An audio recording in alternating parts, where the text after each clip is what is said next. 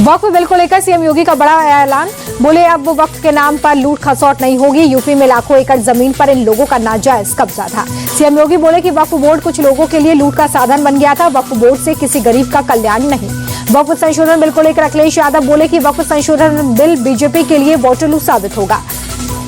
अखिलेश ने बीजेपी को सबसे बड़ी भूमाफिया पार्टी बताया। बोले बीजेपी से ज्यादा जमीन किसी ने नहीं हड़पी।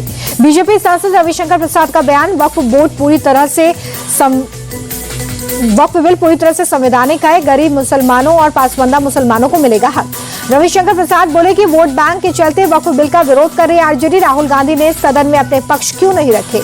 वक्फ बिल पास होने के बाद राहुल गांधी ने सरकार और संघ पर साधा निशाना। कहा वक्फ के बाद अब आरएसएस का ध्यान चर्च की जमीनों पर है। राहुल गांधी बोले कि सरकार अब दूसरे समुदाय को निशाना बनाएगी। आरएसएस का ध्यान ईसाइयों पर है। संविधान ही एकमात्र ढाल जो लोगों को बचा सकता है। राहुल गांधी के दावे पर बीजेपी सांसद राजकुमार चौहान का पलटवार। बोले राहुल हार के डर से बौखला गए हैं। पहले मुसलमानों में भ्रम फैलाया, अब ईसाइयों में भ्रम फैला रहे हैं। आरजेडी नेता तेजस्वी यादव का बड़ा बयान। बोले हम इस बार बिहार में सरकार बनाएंगे। वक्फ बिल को कूड़ेदान में फेंकने का काम करेंगे। तेजस्वी के कूड़ेदान वाले बयान पर शहनवाज हुसैन का पलटवार। बोले आरजेडी तो खुद कूड़े के ढेर में जाने वाली है। उनको विपक्ष का दर्जा भी नहीं मिलेगा।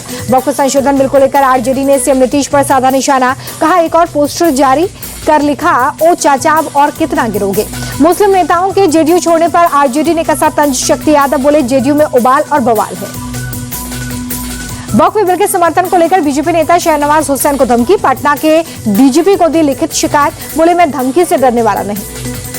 नीतीश कुमार और बीजेपी को लेकर तेजस्वी के दावे पर बीजेपी का पलटवार। नीरज कुमार बोले तेजस्वी अपनी चिंता करें, उनका गठबंधन चुनाव तक भी नहीं चलने वाला।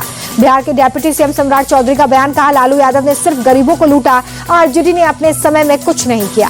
महाराष्ट्र में जारी भाषा विवाद के बीच एमएनएस की धमकी। मुंबई अध्यक्ष संदीप देशपांडे बोले जिन्हें मराठी नहीं आती वो राज्य छोड़कर जाएं, नहीं तो औकात दिखा देंगे। महाराष्ट्र नवनिर्माण सेना के कार्यकर्ताओं ने राज्य ठाकरे से अपील की। कहा कि बैंकों में मराठी भाषा लागू करने का आंदोलन फिलहाल बंद करो। कैश कांड के आरोपों में घिरे justice Yashwant Verma Allahabad high court के जज बने। चीफ जस्टिस अरुण भंसाली के चैम्बर में दिलाई गई शपथ। कैश कांड के आरोपों के बाद सुप्रीम कोर्ट के कॉलेजियम ने की थी जस्टिस वर्मा के तबादले की सिफारिश। ट्रांसफर का विरोध कर रहा था इलाहाबाद बार एसोसिएशन। तशकंद पहुंचे लोकसभा अध्यक्ष ओम बिरला। अंतर संघीय संघ यानी कि आईपीयू की 150वीं सभा में करेंगे शिरकत। कल तमिलनाडु के रामेश्वरम जाएंगे पीएम मोदी। रामेश्वरम को मुख्य भूमि से जोड़ने वाले नए पंबन रेल ब्रिज का करेंगे उद्घाटन। रामनवमी के मौके पर रामेश्वरम के रामनाथ स्वामी मंदिर जाएंगे पीएम मोदी। तमिलनाडु को 8,300 करोड़ रुपए से ज्यादा की परियोजनाओं की देंगे सौगात। छत्तीसगढ़ के दंतेवाड़ा के बस्तर पूनम कार्यक्रम में शामिल हुए गृह मंत्री अमित शाह। बोले अगले चैत्र नवरात्र तक लाल आतंक का होगा खात्मा। मुख्यमंत्री विष्णुदेव साय बोले कि नक्सलवाद के खिलाफ हमारी लड़ाई मजबूत। मां दंतेश्वरी के आशीर्वाद से अमित शाह जी के संकल्प को पूरा करने का भरोसा। श्रीलंका दौरे पर प्रधानमंत्री नरेंद्र मोदी। कोलंबो में राष्ट्रपति दिसानायके से प्रतिनिधि मंडल स्तर की बातचीत। बैठक में दोनों नेताओं के बीच में कई द्विपक्षीय मुद्दों पर बातचीत हुई है। मीटिंग में विदेश मंत्री एस जयशंकर और एनएसए अजीत डोभाल भी मौजूद रहे। भारत और श्रीलंका के बीच में 7 अहम समझौतों पर मोहर लगी है। पीएम मोदी बोले श्रीलंका सिर्फ हमारा पड़ोसी नहीं मित्र भी है। पीएम मोदी ने श्रीलंका में विपक्ष के नेता से की मुलाकात। प्रेम दासा ने स्मृति चिन्ह भेंट कर स्वागत किया है। दोनों नेताओं के बीच में कई मुद्दों पर बातचीत हुई है।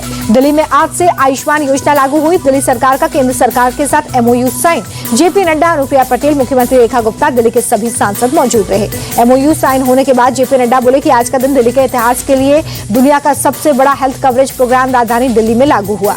मुख्यमंत्री रेखा गुप्ता बोले कि आपकी सरकार ने राजनीतिकरण से आयुष्मान योजना लागू नहीं की। अब इस योजना से दिल्ली में 6 लाख से ज्यादा परिवारों को फायदा मिलेगा। गोरखपुर में नए बने ताल रिंग रोड को देखने पहुंचे मुख्यमंत्री योगी आदित्यनाथ। गोरखपुर से बीजेपी सांसद रवि किशन मौजूद रहे। दिल्ली सचिवालय में सीएम रेखा गुप्ता से मिले एमपी के सीएम मोहन यादव। विक्रमादित्य महानाट्य के लिए निमंत्रण दिया। विक्रमादित्य महानाट्य के आयोजन को लेकर दिल्ली पहुंचे मध्य प्रदेश के मुख्यमंत्री मोहन यादव प्रेस कॉन्फ्रेंस में बोले महानाट्य के मंचन से इतिहास को सबके सामने लाने की कोशिश। मोहन यादव बोले कि विक्रमादित्य को पुनर्जीवित करने की कोशिश। चेन्नई में अचानक मौसम का मिजाज बदला। शहर के कई शहरों में बारिश। पीलीभीत में रिहायशी इलाकों में बाघ के पहुंचने से दहशत। वन विभाग की टीम कर रही है निगरानी। सोशल मीडिया पर वीडियो हुआ वायरल।